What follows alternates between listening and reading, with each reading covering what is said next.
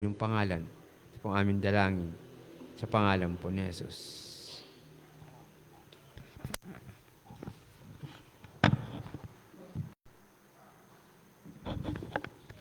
Magandang gabi po sa ating lahat at happy Vesper.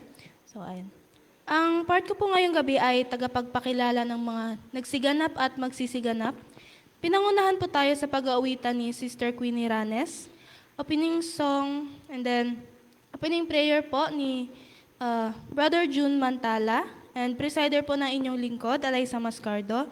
Pagkatapos ko po ay magkakaroon po ng special song na magmumula kay uh, Josa Colino. And then, after po nun ay makakarinig po tayo ng mensahe na nanggaling sa Panginoon na pangungunahan po ni Brother Ronnie Ranes. So, closing song and closing prayer.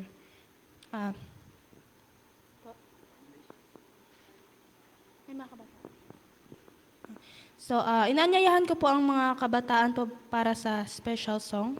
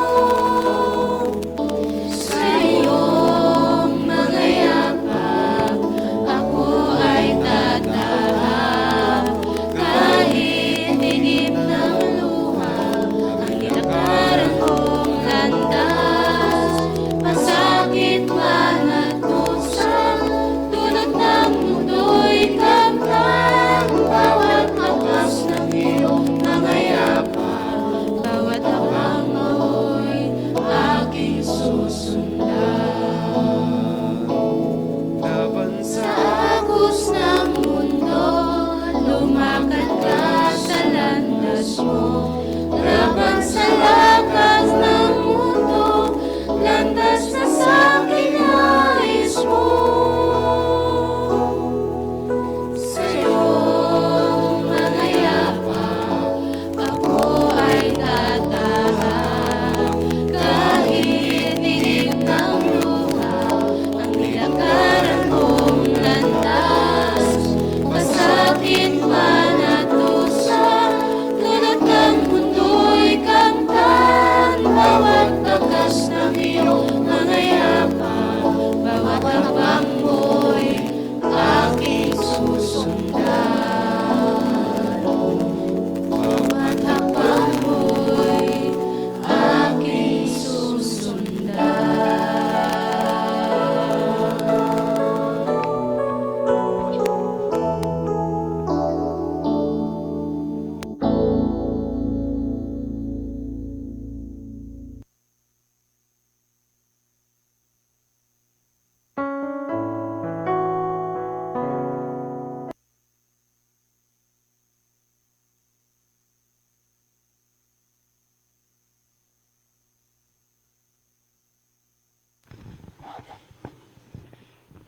Isang magandang gabi at happy Sabat po sa inyong lahat, mga minamahal ko mga kapatid. Ngayong gabi ay atin pong patuloy na pasalamatan ng Panginoon sa kanyang patuloy na kagandahang loob sa bawat isa sa atin. Na tayo po ay nasa magandang kalusugan ng ating pangangatawan, no? Kahit na ang ating panahon ay ang ilan ay mayroong mga natatamaan sa mga ubo, sipon, no? Mga lagnat. So, purihin ang Panginoon na narito tayo upang patuloy natin siyang sambahin. Napakaraming bakante mga kapatid, no, ng ating upuan. Parang maitatanong ko sa sarili ko, nasaan na ba yung maraming mga umupo nakalipas na mga buwan, no? Biglang naglaho. Parang nasaan na sila. So, di natin mahawakan ang bawat isipan ng ating mga kapatid sapagkat mayroon po silang sariling isipan. Subalit, ang pagkakaalam ko talaga, kung tayo ay inilagay ng Diyos sa isang lugar, doon talaga tayo. Doon tayo magiging ehemplo, doon tayo magdidisipulo, at doon tayo magliliwanag kay Kristo. Hindi pwede na dito tayo, tapos kung saan-saan nakarating sa pagsamba. Dahil ang atin pong iglesia, mga kapatid, ay malapit na tayo doon sa ating Sabbath record ng ating mga talaan sa bawat care group natin. Yung kulay dilaw. So, kinakailangan po, kaya nga mayroon tayong malaking aklat na libro ng iglesia. Kasi nagpapatunay ng isang iglesia na isang ganap na iglesia na itinatalaga na iglesia, organized church. Ang lahat ng mga membro ay nakasulat doon sa aklat ng iglesia, sa libro ng iglesia. Kaya, pagkasulat pa lang doon, mga kapatid, mayroon po doon na mga responsibilidad. Ayan. May mga responsibilidad bilang isang membro. May responsibilidad bilang isang pisyalis. So, hindi lang sabi na, membro man lang ako sa iglesyang ito. Wala akong bahagi, kaya doon ako. Hindi pwede yun, mga kapatid. Kaya mayroon tayong talaan, bawat sabado po yan, nire-record ang absent at present. Recorded po yan. Napakahalaga na ang ating mga pangalan ay mai-record po yan. At namomonitor ang ating pong iglesia. Isa po yan sa nagmomonitor sa ating mga kapatiran. No? Kung tayo ay nababawasan, nadagdagdagan, kasi nariyan po nakalagay sa bawat membro ng ating iglesia. Iba naman yung regular na visitor. Regular na visitor at iba rin yung mga bisita. Kaya, pagka tayo po ay halimbawa, aalis dito, pupunta sa iba, ang tanong, ano din ang gagamit? Ano din ang gamit doon sa ibang lugar church? Paano ka gagamitin ng Panginoon doon? Parang pasyal-pasyal lang. Libang-libang lang. Walang simbang ganun. Kundi, maging seryoso doon sa atin pong paglilingkod sa Panginoon. Sa ating iglesia.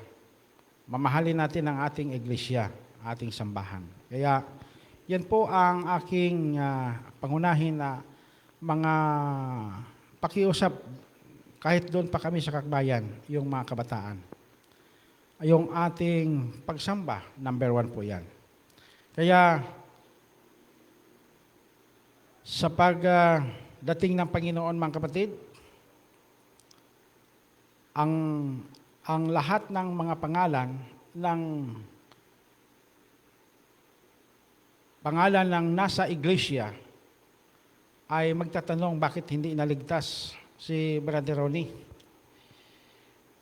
May panoramic view na ipapakita sa atin ng Panginoon para hindi na tayo magdadahilan. Ano ba ang mga dahilan bakit hindi naliligtas? Yan, ipapakita ng ating Panginoon yan, mga kapatid. Kaya, atin pong pagsikapan, lalo tigit sa mga kabataan, no? Na nandirito.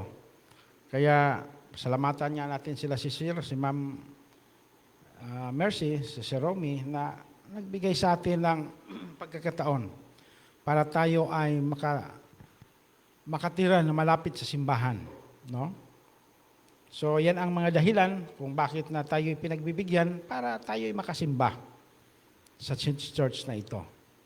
So, marahil ay hindi naiintindihan ng iba, no? Na kung bakit mayroon po tayong ano ba yung ating tawag na obligasyon din sa karapatan na tayo ay narito, no? Baliwala lang ba? Masasayang. So, malulungkot din yung nagbigay sa atin ng pagkakataon.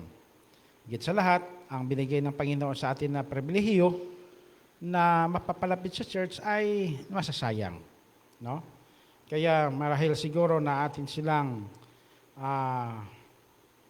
paalalahanan doon po sa mga bagay-bagay na dapat po na atin pong gagawin para sa lalong ikakalago ng ating pananampalataya. Dito sa Roma 3:11 ang talata ay 11. Sinasabi dito, mga kapatid, gawin ninyo ito dahil alam ninyong panahon na upang gumising kayo. Ang pagliligtas sa atin ay higit nang malapit ngayon kaysa noong tayo'y unang sumampalataya sa Panginoon. Namamaalam na ang gabi at malapit na ang lumiwanag. Layuan na natin ang lahat ng masasamang gawain at italaga natin ang ating sarili sa paggawa ng mabuti. Mamuhay tayo sa liwanag at huwag gugulin ang panahon sa magulong pagsasaya at paglalasing, kahalayan at kalaswaan, sa alitan at inggitan, Gawin ninyo ang Panginoong Hesus o Panginoong Hesukristo bilang sandata at huwag ninyong pagbigyan ang laman upang masunod ang mga hilig nito. Tayo po'y manalangin. Dakila namang Diyos, ang mga talatang ito sa Roma 3:11, ito po yung pagpalain namin pong lubos na maunawaan at tulungan kami, Panginoon, na ma-apply sa buhay namin ito. At ito po naway amin pong maisasagawa sapagkat ito ang kalooban ng aming Panginoon na nagbibigay sa amin ng pagkakataon upang aming masilayan ang liwanag ng katotohanan na kami ay mamuhay sa pangalang Hesus. Amen. Gawin ninyo ang ito dahil alam ninyong panahon na upang gumising. Ito po ang translation nito ay magandang balita. Magandang balita version. Upang gumising kayo, ang pagliligtas sa atin ay higit ng malapit. Ngayon, kaysa noong tayo'y unang sumampalataya sa Panginoon. Kaya wala nang panahon na dapat sayangin. Ito talagang totoo, mga kapatid. Wala nang panahon na dapat sasayangin natin ngayon. Alam niyo, ako kanina,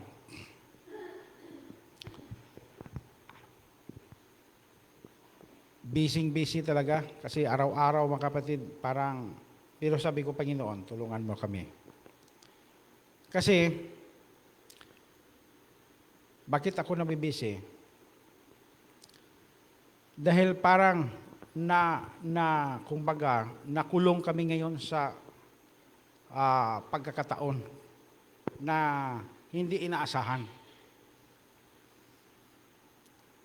Dahil noong December, mag-relon kami, di ba? Mag-relon kami. Para i-business. Plano na yon November pa.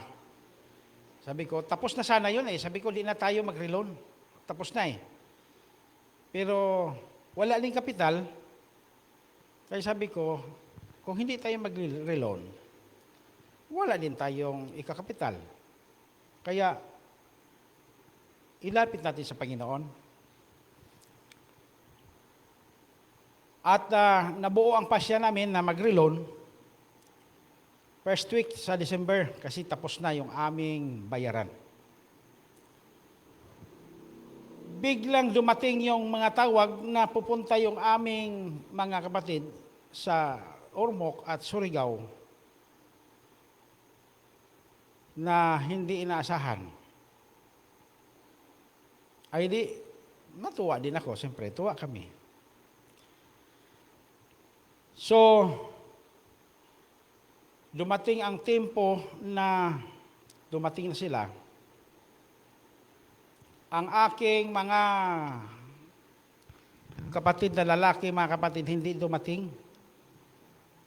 So, ang nangyari, ako ang nasiservice. Di na ako makapasada kasi siyempre tuwang-tuwa din ako. Nandyan yung aking mga ate na matagal ng panahon dito kami nagkikita. Akala ko nga asawayaw ko na asawa ng aking ate na isa nasa Ormoc. Akala ko di na kami magkita kasi malala yung sakit nun eh.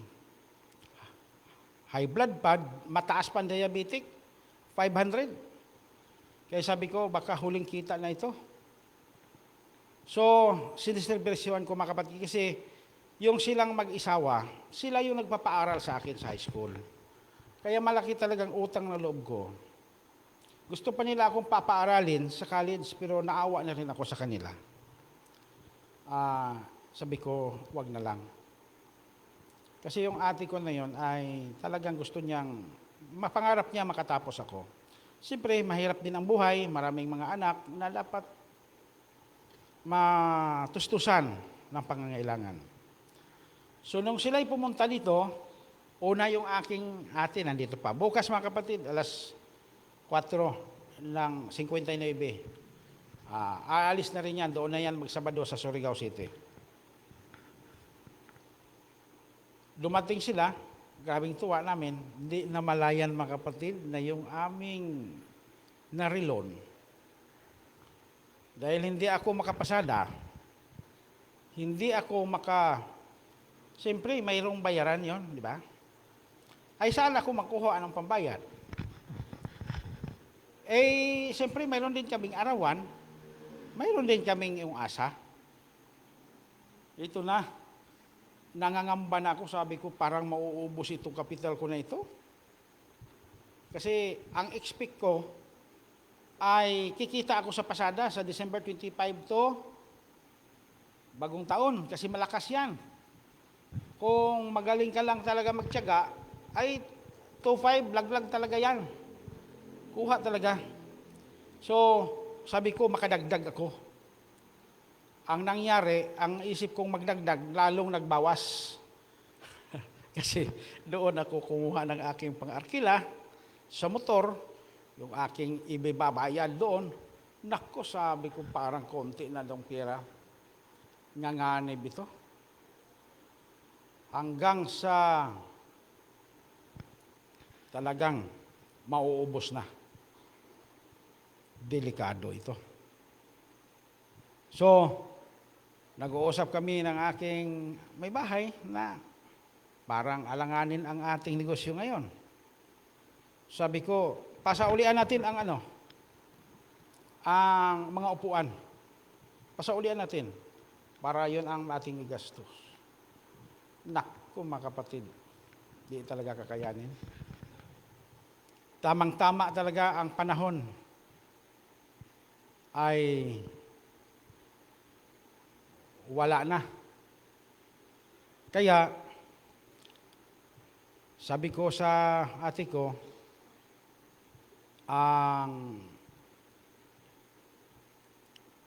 alam naman ng Panginoon ang kalagayan, ang importante, gumaling ka.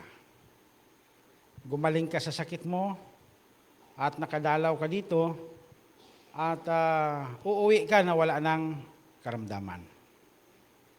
Isang malaking pagpapala yan. Hindi naman yung pagpapala puro pira. Yung kasiyahan na nagkikita yung mga magkakapatid, malaking pagpapala po yan na nasa pananampalataya. Kaya, sabay-sabay. Kaya sabi ko, Panginoon, hindi ko alam kung kakayanin ito, pero nariyan ka. Huwag mo lang ipahintulot na maapektuhan ang aking simba. Tulungan mo talaga ako, Panginoon. May mga maling kapasyahan, subalit na ito lang nangyayari. Patawarin mo ko, Panginoon, then pagpalain mo ako.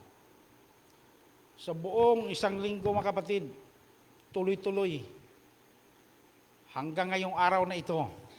Kasi nakaredy na rin yung aming lamisa, aming upuan, para gawin na lang yung snackan. Hanggang ngayon, nagbabayad kami sa lamisa, snackan, walang display. Sabi ko, may kalooban, may plano ang Diyos dito, huwag ka lang mag-discourage tayo. Bayad lang tayo ng bayad. Ang salamat kay nakakabayad tayo. Salamatan natin kay nakakabayad tayo. So, mga kapatid, doon ko nakikita na dito ako sa panahon na first time ko itong malagay sa utang. Kaya noong karaang linggo, nag-meeting kami sa Mubga, sa Purok. Ginawa pa akong opisyalis sa Purok. Sabi ko, huwag ninyo akong gagawing opisyalis. Kasi ako'y maraming obligasyon. Ay, hindi talaga. Ikaw, hindi pwede. Kasi may obligasyon ako. Ngayong linggo, meeting na naman. Sabi ko nga grabe talaga, nagdagdag naman tuloy ito sa aking obligasyon niya. Ang araw ng linggo ko, may nakalaan na yan para sa Martes.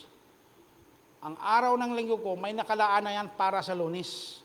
Kaya, hindi sana ako maapektuhan. Hindi talaga magpayag. Sabi ko, sa bagay, di nila naintindihan ang aking kalagayan.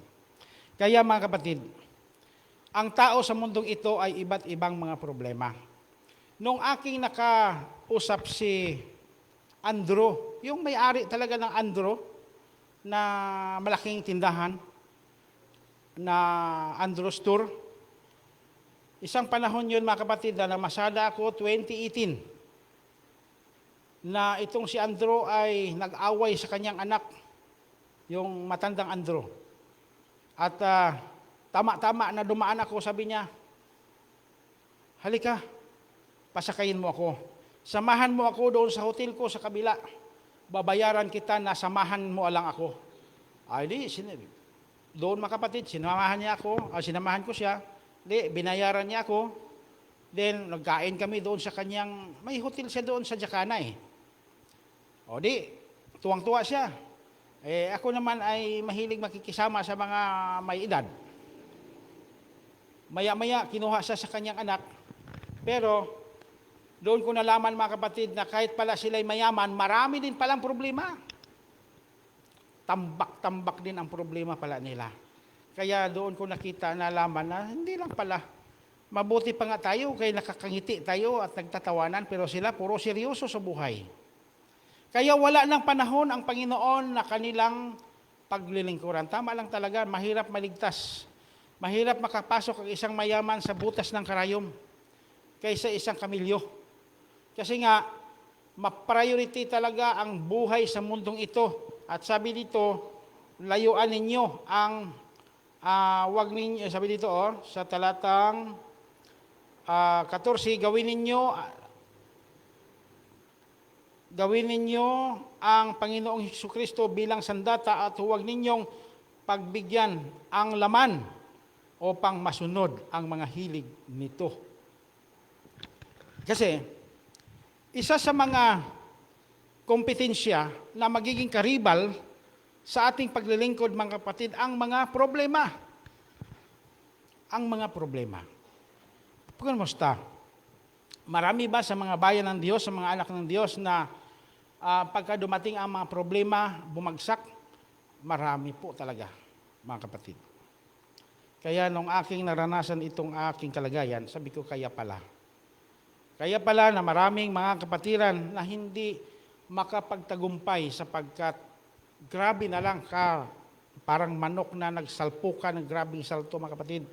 Pero, maniwala kayo, kahit ano kalaki ang problema, mga kapatid, kasi ang Biblia ay nakasulat na walang pagsubok na binigay ng Diyos sa tao na hindi nakakayanan. Doon ang isa sa mga sikreto na kaisipan para tayo ay magiging lumakas at magtatagumpay.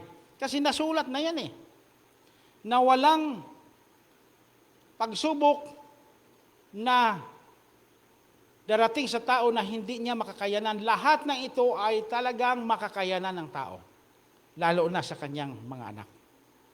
Kaya, pwede na kahit ano kalaking problema, ano kalaking pagsubok, pwede na tayo ay hindi magkakasala katulad ni Job. Pwede mga kapatid. Kasi ako lang, sabi ko, kung hindi ako makakabayad sa salmon ngayong araw, Panginoon, ikaw nang bahala, iwanan ko ito talaga, iwanan ko ito. Basta ang aking pasada ay hanggang 5:00 lang ako, Panginoon. Aabutin ko ito sa hindi, tapos na, iwanan ko ito. Uy, salamat sa Panginoon. Pag abot ng 4:00, nakakabayad. Ay, pumunta ako sa Cebuana Lawyer, nagbabayad ako. Kaya salamat, sabi ko. Mayroon na lang 3 buwan, kasi 6 na buwan Kita mo yan yung pahirap. Tapos walang kita. Sabi ko, 3 buwan na lang ang fight. Darating ngayong March, ang sagsag na sunod-sunod na gawain natin. Kaya Panginoon, sabi ko, Panginoon, kahit itong mga problemang ito, alam ko na ikaw ay makapangyarihan sa lahat at alam kong ito ay magiging 6 feet below the ground ito dahilan sa iyong gawain. Kaya mga kapatid, ang atin lalo tayong lumapit sa Diyos kasi ito'y mga trials. Kaya sabi ni Brad Jones dito lagi na ang persecution ay yung pag-uusig, sandilo nasa sa atin na ngayon. Saan? Nasa ating isipan na eh. Matalo ka o susunod ka. Wala pang nag-persecute sa atin, wala pang nagpursige, pero yung mga suliranin, mga problema, pagsubok na iba't ibang mga karanasan na atin pong naharap mga kapatid sa araw-araw, ay isa yan sa nagpakilala kung tayo ay sa araw na ito ay pipiliin natin ang Panginoon o hindi tayo susunod sa Kanya. Kaya sabi ni Josue, ako at ang aking sambahayan ay maglilingkod sa Panginoon.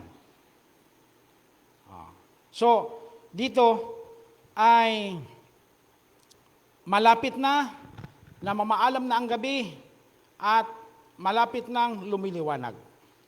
Layuan na natin ang lahat ng masasamang gawain. Nalulungkot talaga ako pag makakarinig ako ng mga worldly song. Sabi ko, nasa atin lang community.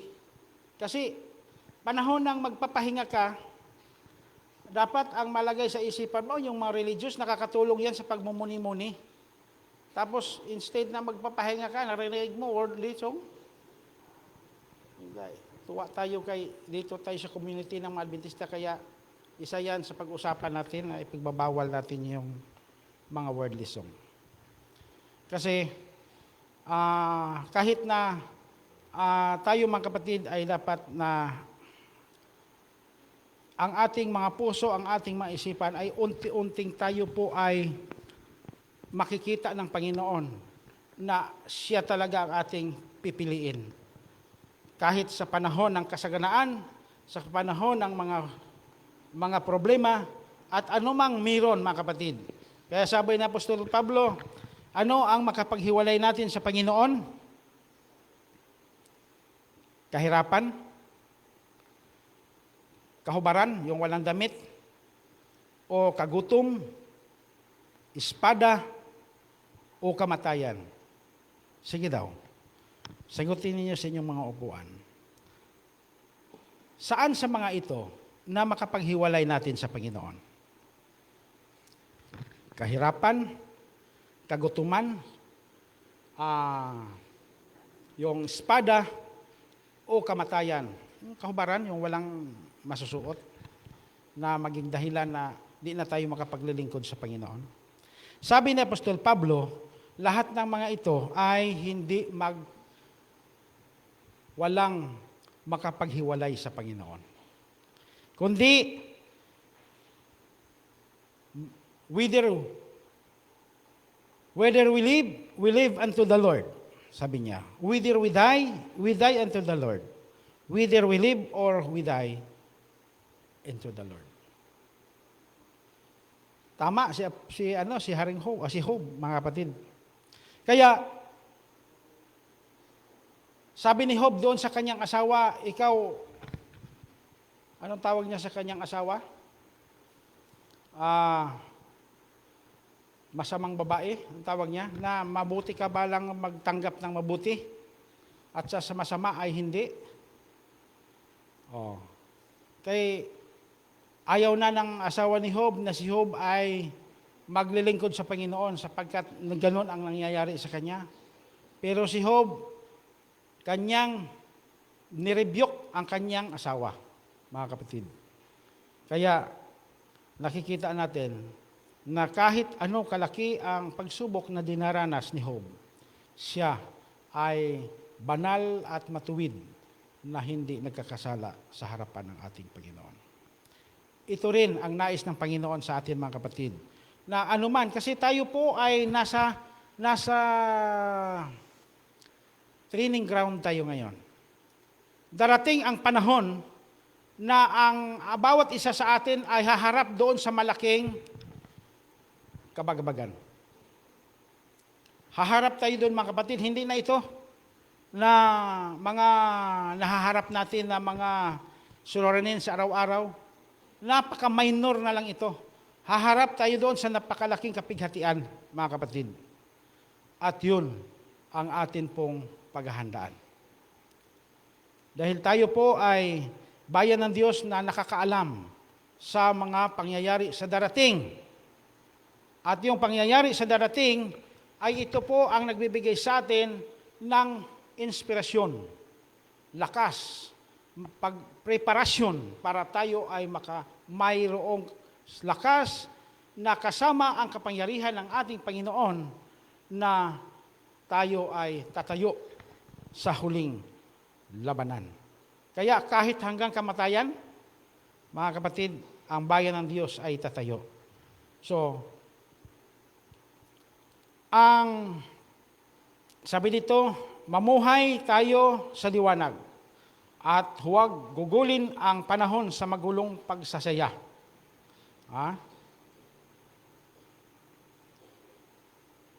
Panahon sa magulong pagsasaya at paglalasing, kahalayan at kalaswaan, alitan, inggitan. So, gawin ninyo ang Panginoong Jesucristo bilang inyong sandata. Kaya ito pong ating mensahe ngayong gabi, mga kapatid, ay nagbibigay sa atin ng paalaala sapagkat bawat isa sa atin ay mayroong kanya-kanyang naharap na mga suliranin. Siguro ang inyo ay hindi na kayo naharap sa utang. Kami si Brad John Mascardo ay naharap kami sa utang. Si Barahil, ang inyo rin hindi, pero problema din, no? So isa lang, yung lesson natin nakaraang Sabado. Dahil sa dulot ng masama o kasamaan, dahil sa kasalanan. So isa lang, mga kapatid. Kaya marami tayong mga kapatiran na hindi tatayo ngayon pa lang. Yan mo, kahit araw ng Sabat, pumila sa senior citizen. Araw ng Sabado. So, di natin sila ma-judge, pero alam ng Panginoon ang ating puso, mga kapatid, na sino ba talaga ang ating paglingkuran. Pwede namang makuha yan sa Lunes. Maraming nakakakuha sa Monday, no? Senior citizen, nakukuha sa ibang araw. Pero bakit na hindi na makaatiis? Pag mananawagan ang Big Kiss programa ng Byron, mamimigay Sabado, talagang ang daming Adventist na naglilinya. So, paano makikita yung ating loyalty sa Panginoon? Isang tapal lang ng 500 na wala na. Tapal lang yon. Nakakalungkot, no? Pero mga kapatid, ito nga yung sinasabi dito na paghahandaan natin. Kasi malalim na ang gabi. Panahon nang tayo'y gumising. Dahil ang kaligtasan na ang ating tinanggap noon ay mas malapit ang ngayon. Mas napakalapit ngayon. At ang ating na mamaalam na ang gabi at malapit na ang bukang liwayway ng umaga. Gawin na nating italaga ang ating mga sarili sa paggawa ng mabuti. Mamumuhay tayo sa liwanag. Huwag na nating gugulin ang panahon na sa magulong kasayahan lamang sa mundong ito. Kaya, mga kapatid, ito po ang ating mensahe ngayong gabi. Pagpalain tayo na ito po ay magbibigay sa atin ng inspirasyon. Mayroon po tayong napupulot na mga aral na magbibigay sa atin ng dagdag na kalakasan sa atin pong paglilingkod sa Panginoon, samantalang ang panahon ng kanyang pagdating ay papalapit upang tayo ay makhanda, masalubong natin ang Panginoon sa mga lapap ng langit sa kanyang pagdating. Mga kapatid, tayo pong lahat ay haharap sa Kanya sapagkat tayo po ay nakadamit o nakabihis ng mapuputing damit na ibinihis ng Panginoon sa bawat isa sa atin. Ito po yung aking dalangin. Magandang gabi at happy Sabat po sa inyong lahat.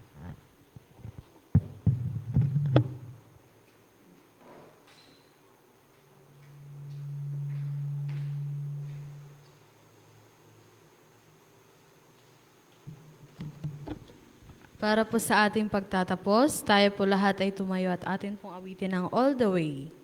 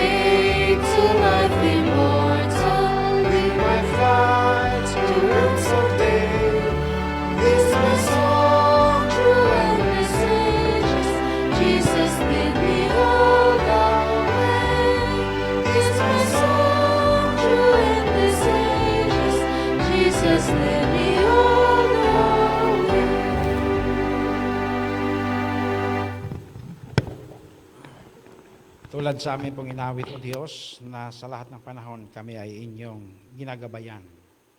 Maraming salamat, Panginoon, sa patuloy po ninyo na pag-aabala upang kami ay inyong alalahanin na inyo pong mga lingkod.